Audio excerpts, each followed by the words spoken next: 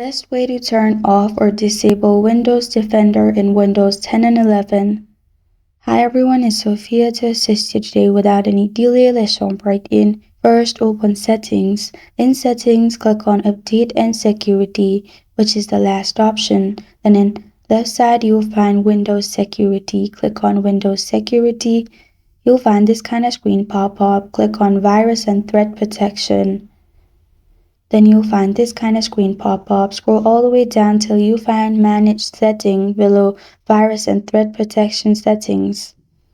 In here, you'll find Real-Time Protection. Make sure you turn it off.